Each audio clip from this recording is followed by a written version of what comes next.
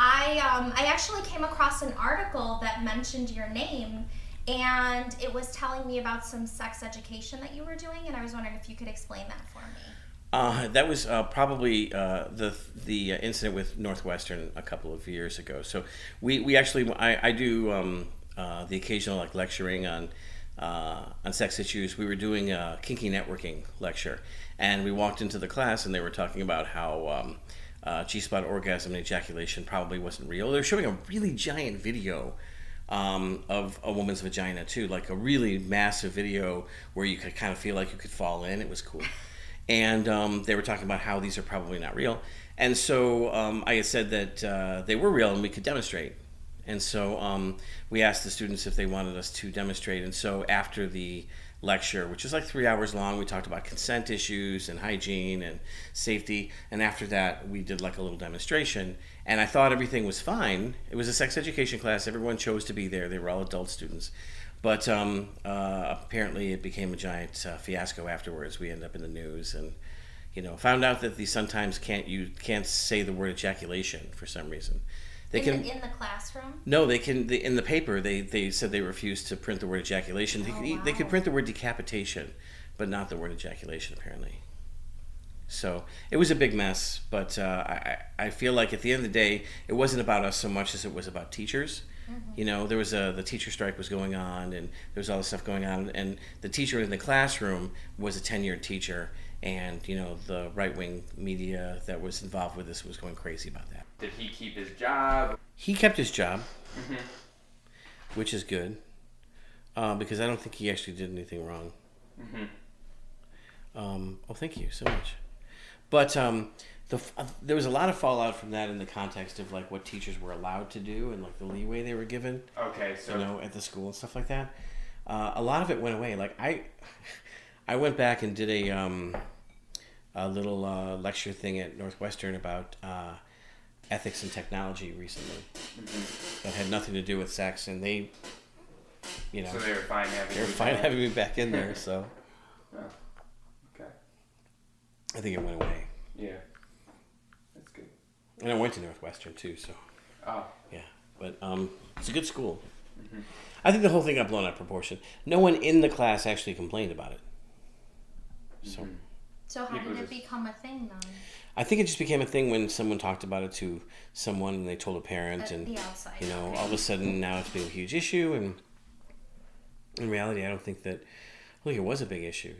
I mean, it was quick, and it was certainly nothing more than anyone's seen in porn. Mm-hmm. Yeah. They made a big deal about the fact that my partner, the person I did it with, who actually stripped and allowed herself to be, that she, the fucksaw, right? yeah, Okay. that she admitted that she was an exhibitionist, right? Okay. Which she is, right? But that didn't impact. So what I felt like was sucked about this is they were concerned. Everyone was upset because she enjoyed it. Mm-hmm. Yeah. So would it have been better if she said she hated? That would have been way worse. Yeah. So I don't understand people at all. They were like making a big deal out of the fact that she was an exhibitionist. So it's like we have a problem with the Because fact we're that looking for something to blame or someone Yeah. to blame. yeah, how dare she enjoy it? Yeah. Yeah. It seems so weird to me that Well, because then she could have been the victim. yeah, And then that's easier for people to wrap their head around. yeah. Like, oh, poor her, she didn't want to do this, but she did it.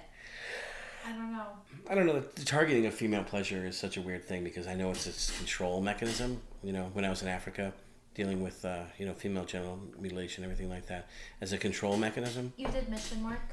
I was in the Peace Corps, Okay. and what's interesting is all through that time it was this: the men had to act like they didn't know, but they know. Mm-hmm. The men, they won't marry someone who hasn't been circumcised. They would think she's a slut. Okay. And the hope is that women don't take pleasure away from sex because that would cause them to want sex. With other men. Potentially, yeah. Mm-hmm. Yeah. That's sad. That desire to control, And I keep thinking about this is like, is it fundamentally different when a woman has sex than when a man has sex? And it seems to be on this planet fundamentally different. And I keep thinking, is it morphological because it happens inside a woman's body? But I don't necessarily think that's it. I don't think it's morphological at all. I think it's just completely cultural. Mm-hmm. You know.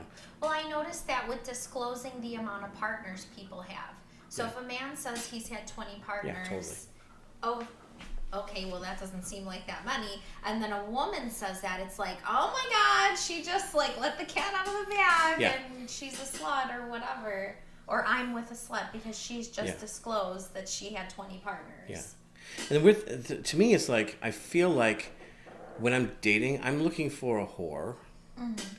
For a reason. Somebody who's very sexual, comfortable with their sexuality, wants to explore. I agree. That's way more appealing. Someone who might laugh if I call her a whore, and we might have fun with it. Because I think there's a realistic scenario here where I really like sex a lot, and I'm looking for someone who likes sex a lot, and it's unreasonable for me to look for someone who likes sex a lot but has never had it. Mm-hmm. You know, like I don't even know if I would believe that. Yeah, no. If someone said, "Oh, I'm 30-something years old and I really, really like sex, but I've never had it," I don't think I'd buy that. You know, so I need someone who knows that they like sex and maybe has tried it and maybe a lot. You know, so it's weird though because I think we think that women are diminished by every sexual encounter, like men are. Well, yeah, that's definitely the signal. Men are increased, women are diminished, and I don't know if it's that whole like. Potential of wasting reproductive resources for 9.5 months. Or, that makes. I would think so. That might be biologically where it comes from. That sounds about right. But it equated to women's sexuality be treated as property by men. Yes. Throughout history, and that's the downside for that whole story. Thanks for listening to Bound to Talk. Look for us on YouTube, iTunes, or visit boundtotalk.com.